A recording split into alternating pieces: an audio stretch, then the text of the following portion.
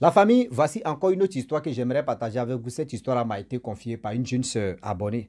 Cette jeune sœur abonnée, voilà l'histoire qui s'est passée dans sa propre famille, dans sa propre, c'est-à-dire dans son propre village. L'histoire parle de son oncle et vraiment son oncle, la méchanceté de son oncle a fait qu'aujourd'hui son oncle se retrouve sous la terre. Voici un berger qui lance une malédiction, qui évoque des choses dans sa langue. Et voilà comment le karma vient à jaillir sur le monsieur en question. Mais le pour et le quoi, l'étranger qui suivait des bœufs à prononcer des paroles négatives si la personne qui a fait du mal au bœuf que lui suivait. Et voilà comment l'oncle a perdu sa vie. La famille, bien avant que je vous fasse écouter l'histoire en question, j'ai dit à tous ceux qui m'écoutent, ça fait une semaine, maintenant ça fait pratiquement une semaine que je ne postais pas de vidéos parce que je vous avais déjà promis que oui, si le téléphone n'est pas vraiment, si vous ne me soutenez pas pour acheter le téléphone, je vais faire une semaine sans poster de vidéos sur YouTube. Et encore, quand je vais faire ça là, je ouvre encore, je balance une semaine. Si une semaine arrive sans réagir, je vais faire 2 semaines sans poster de vidéos et on va rester comme ça.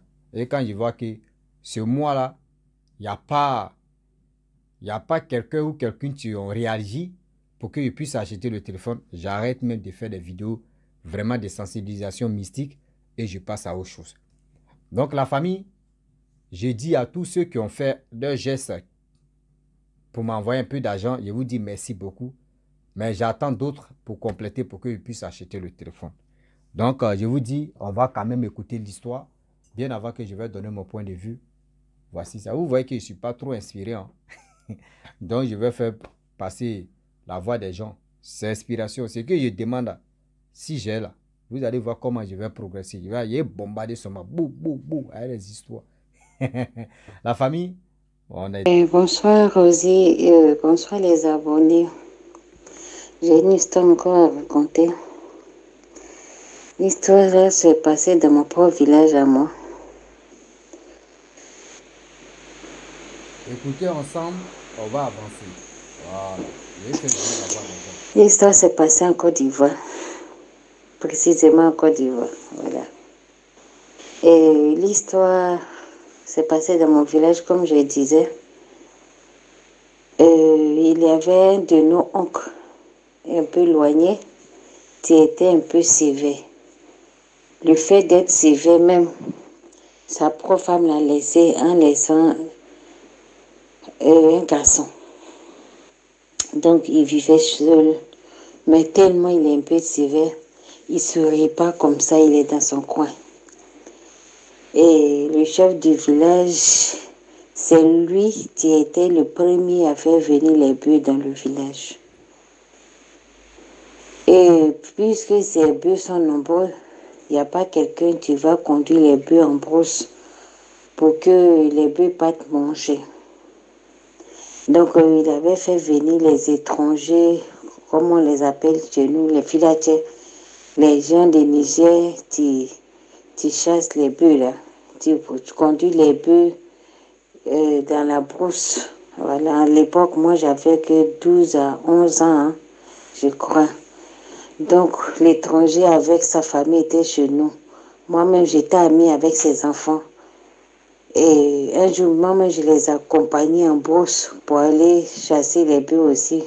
Mais bon, ma maman m'a frappé, donc depuis là, j'ai stoppé de les accompagner en brousse. Et c'est l'histoire du berger en question que je vais expliquer. Le berger faisait bien son travail, en tout cas, il était gentil avec sa femme. Tu vois les cheveux.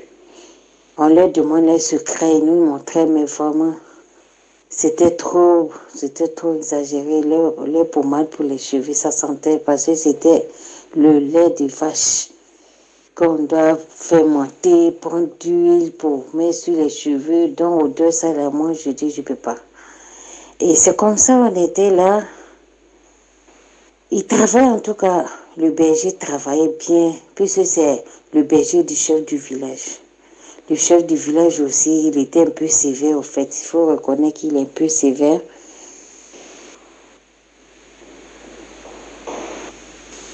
Lui, tant que lui il est dans ce village, il n'y a pas quelqu'un qui doit le dominer pour réaliser un projet. Ça, c'était l'objectif de ce chef du village en question. Donc c'était lui ceux qui avait les bœufs. Et le berger faisait son travail, il accompagnait les bœufs en brousse, il les ramenait les soirs, il accompagnait les bœufs en brousse, il les ramenait les soirs. Et même quand souvent il y a les funérailles, les gens achètent ces bœufs. Et vous savez que souvent dans les villages où c'est pas encore trop développé, c'est pas comme le temps d'aujourd'hui. Hein. À l'époque où les villages, là, il y avait un peu des herbes dans le village, dans les passés des gens, on ne nettoie pas tout le temps, tout le temps. Donc le tonton Sévère en question, les bœufs passaient dans sa cour pour aller en brousse. Et le soir, quand ils viennent dormir aussi, ils passent dans la cour du monsieur.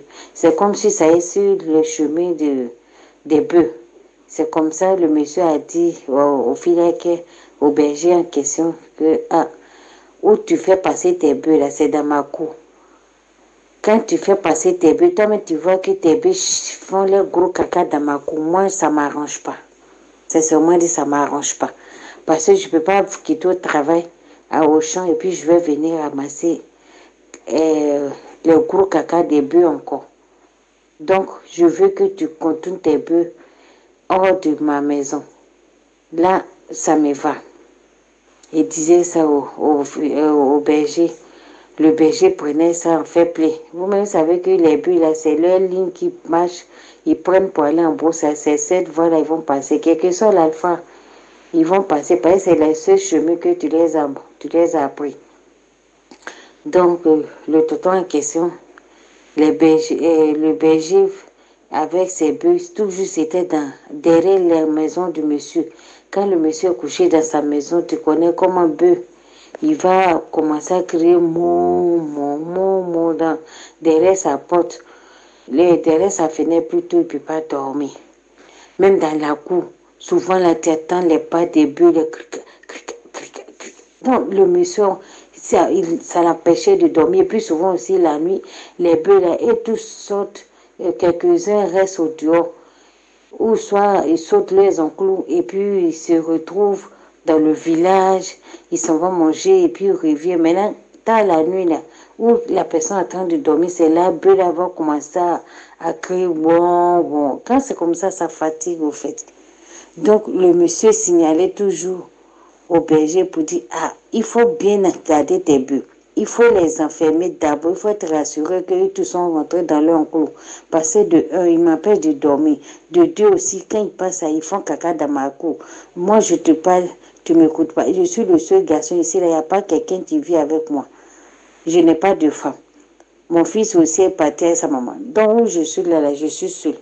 Donc, j'aimerais que tu passes dans la brousse derrière de ma maison. Je ne veux plus que tes bœufs passent dans ma cour. Le monsieur a mis les bois pour barricader un peu sa parcelle pour ne pas que les bœufs passent. Mais est-ce que vous connaissez les bœufs? Les bœufs vont passer là-bas. Le monsieur, le tonton en question, faisait toujours des reproches au berger. Pour lui dire, si tu n'arrêtes pas de passer dans ma cour tes bœufs, je vais te faire mal. Je vais te faire mal. Le berger, comme c'est un Niger, lui s'est dit qu'il n'y a pas quelque chose qui peut lui faire mal encore que quitter dans son pays pour venir et puis voir les choses encore. Donc, un jour, comme ils ont l'habitude de faire ça, un jour, l'oncle en question, il est parti aiguiser sa machette qu'il prend pour nettoyer au champ. Il est parti aiguiser sa tranchant. Et puis, il attendait à ce que les bœufs la passent. Il t'a su que quand bœuf est passé, quand les bœufs là venaient, comme son berger était derrière lui, les bœufs étaient en groupe, ils étaient devant et puis le berger était derrière. Parce qu'ils connaissent leur route où ils vont aller passer pour dormir. Donc, l'oncle en question a pris sa machette là, a tranché derrière le mollet de bœuf là. Bœuf là a commencé à crier, le bœuf là a commencé à saigner, boiter. Quand il a fini là, il est parti nettoyer le sang et puis il est rentré dans sa maison comme si c'était pas lui.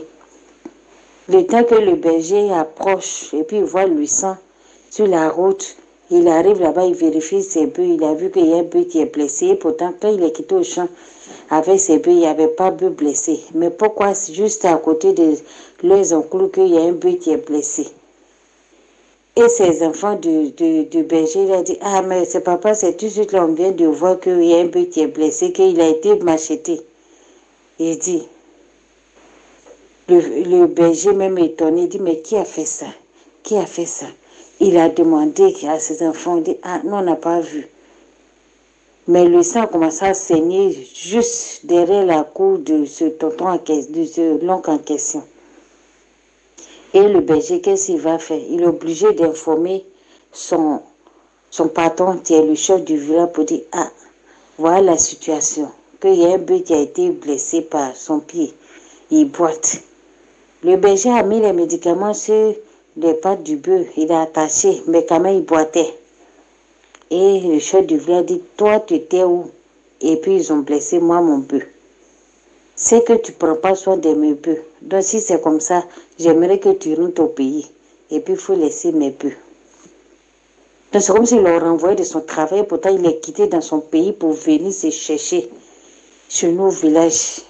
Et je vous assure que le berger en question était très serviable dans le village. Il aimait les gens, sa famille, ses enfants. Quand le chef du village a chassé le berger comme ça, nous-mêmes, ça nous a fait mal parce qu'on était amis à ses enfants. Le berger aussi dit, ah, en tout cas, il a fait beaucoup d'incantations. Hein. Il a parlé dans sa langue. Il a invoqué beaucoup de choses pour dire oui, si bœuf qui a été blessé, et puis pour les raisons pour lesquelles on m'a renvoyé de ce village et que je rentre à ma famille là, même saignement que bœuf l'a saigné là, c'est même saignement là, la personne avant de mourir, la personne va saigner. Que moi je m'en vais. Mais le reste, la personne va souffrir avant de mourir. Il dit, le berger est rentré avec sa famille pour rentrer au pays. Bon, je ne sais pas s'ils sont rentrés au pays ou bien ils sont à l'époque aussi, il n'y avait pas de téléphone pour pouvoir les appeler. Ils sont partis dans autre endroit encore. Je vous assure, ça n'a même pas fait un mois. L'oncle en question, qui avait blessé le bœuf, le bœuf, quand il touche, c'est le sang. Il a commencé à se sentir mal. Puis il vit seul. Il ne peut pas aller à l'hôpital, il prépare les médicaments d'hygiène. Au début, il s'est dit que c'est près du vent, c'est rentré ici, c'est sorti ici. Il va à la selle, il y a du sang. Il tousse là, ces boules de sang tu sors. Il tousse, ces boules de sang tu sors. Aïe, lui-même, il ne comprend pas. Ses familles un peu éloignées viennent le voir et disent, mais tu as quoi? Et puis quand tu touches ça, ces boules de sang. Il dit, il ne sait pas. On dit, il ne sait pas. Il dit, mais aïe. Ou bien tu avais ça avant. Il dit, non. Donc, ces autres frères disent, bon, ils vont aller consulter, voir. Ils sont partis consulter. Ah, dans la consultation, il avéré que oui, il avait blessé un peu. Et que, à cause de ce bœuf-là, le chef du village a renvoyé son berger. Donc, le berger aussi, avant de partir, là, il a prononcé les paroles pas possibles. Et ces paroles-là, c'est ça qui attend de réagir, agir sur toi. Donc là, tu vas trouver le berger où il est déjà rentré. Tu n'as plus autre choix. C'est ce qui va arriver là. C'est ça qui est là. L'oncle a toussé, ça n'a même pas fait une semaine. Et puis le l'oncle a déjà. Donc c'est l'histoire d'aujourd'hui, c'est pour sensibiliser nos frères et soeurs. C'est vrai la méchanceté là. Tantôt ça peut faire pour t'aider, mais tantôt c'est quand tu vois que avec les animaux domestiques là, on n'a qu'à faire très attention. Parce que on ne sait pas à cause de la méchanceté d'une seule personne qu'on va se baser sur ça pour faire du mal à l'autre. Et le retombée sera très grave. Aujourd'hui, là, si cet oncle-là n'avait pas blessé le bœuf, lui-même n'allait pas mourir bizarrement comme ça, en toussant et puis les boules de sang. C'est pour dire que le karma l'a rattrapé. Parce que le fait qu'il a été méchant avec le berger, et le berger aussi n'a pas laissé pour lui. Donc voilà comment il a fait pour perdre la vie. Donc je sensibilise tes abonnés, tous ceux qui nous écoutent, que c'est vrai, le pardon existe. Vous-même, vous savez que le pardon existe. Mais la méchanceté, on va mettre un peu d'eau dans nos vins pour adoucir un peu nos cœurs. Parce que c'est pas partout où on fait méchanceté et puis tu peux t'en sortir. Il y a les méchancetés où tu fais et tu sais que ça va te rattraper là. Ça ne sert à rien de le faire. Parce que là, dis-toi que c'est ta vie, t'es en jeu. Tu te dis que tellement tu es en colère, tu vas le faire pour montrer à la personne que c'est toi. Mais tu oublies que les retombées aussi, tu es là. Hein. Ça peut retomber sur toi, sur ta famille. Aujourd'hui, cet oncle-là, il a perdu la vie. Lui seul. Donc, c'était une histoire que je voulais faire comprendre aux abonnés. Et si vous avez aimé, likez, commentez, surtout commentez pour que je sache que vous avez vu, vous avez aimé. Et puis likez pour donner aussi la force à celui qui nous fait passer notre message. Donc sur ce, je vous dis merci, que Dieu nous garde. Bisous. Vraiment, merci beaucoup la sœur parce que l'histoire, franchement, ça touche tout le monde. L'histoire d'aujourd'hui dit aux gens d'être vigilants et vigilantes. La méchanceté, être orgueilleux et orgueilleuse, ça nous envoie à l'abattoir de si je savais. Comment tu pouvais vraiment dire au chef du village pour dire, monsieur, ou soit tu sais très bien que ces bœufs-là, c'est pour le chef. Ah, chef, je ne suis pas marié. Parce que le berger, lui ne sait pas, lui, même quand même, lui ne sait pas que tu n'es pas au courant, ou soit tu es au courant que oui, c'est pour le chef de village. Tu lui parles, quand même, les bœufs ont l'habitude de passer devant ta cour. Même s'il a combien de kilomètres, les bœufs savent déjà où ils ont l'habitude de passer. Ils savent déjà où ils ont l'habitude de passer. Mais d'une part, le monsieur en question, il avait raison de venir parler au berger pour dire non, que ah, j'ai vu ce caca de comme un bœuf envoie des moustiques, envoie des insectes, tout ça là. C'est mieux que tu peux passer de l'autre côté là-bas. Tu parles une fois, deux fois. Même s'il ne comprend pas, tu peux aller t'adresser au chef du village, c'est pour lui les bœufs. Mais si ce n'est pas pour lui les bœufs, tu peux lui dire, chef, ah, voyez les bœufs qui passent chez moi ici. J'ai parlé au surveillant des bœufs, mais le berger, mais il n'a pas écouté. Trouvons une solution. Mais tu n'as pas fait ça. Toi, tu préfères aiguiser la machette pour venir faire massacre. Voilà comment toi-même tu as raccourci ta vie. Tu as bien raccourci ta vie. Faisons attention. Tout ce que aujourd'hui, il y a des gens qui préfèrent. Dis-moi, je vais faire ça, je vais faire cela, sans même demander l'avis de quelqu'un d'autre. Sans même demander l'avis de quelqu'un d'autre. Vous voyez?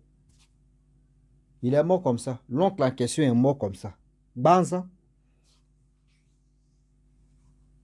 Il est mort comme ça. Banza. Qui paie? C'est l'oncle qui paie. Lui qui est mort là, c'est lui qui paie. C'est lui qui est mort là, c'est lui qui paie. Donc, à cause de ta méchanceté, le monsieur, ils l'ont chassé de ce village. À cause de ta méchanceté, aujourd'hui, toi, tu te retrouves sous la terre. Souvent, c'est ça, elle a bien souligné. Elle dit souvent la méchanceté, c'est bien d'être méchant ou mauvais, ou mauvaise, ou méchante. Mais il y a des situations là. C'est-à-dire, quand tu arrives dans cette situation, si tu es mauvais, toi-même, tu as l'île. Oui, si tu es mauvaise, tu as l'île. Faisons attention. La famille, je n'ai pas grand chose à dire. Je pense que chacun de nous a écouté. C'est comme ça que je vais faire maintenant parce que j'ai dit à tous ceux qui m'écoutent que mon téléphone, je parle toujours de mon téléphone et matin, midi, soir, mon téléphone. Donc, je vous demande pardon des scienciers pour que je puisse vraiment avoir le téléphone et les histoires que les gens m'envoient, je puisse les relater. Voilà, pour qu'ils puissent les relater. Donc la famille, si tu es nouveau, tu es nouvelle sur ma vidéo, abonne-toi, like, commente et faut partager. Je vous dis à très bientôt. Ciao. Bisous. On est ensemble.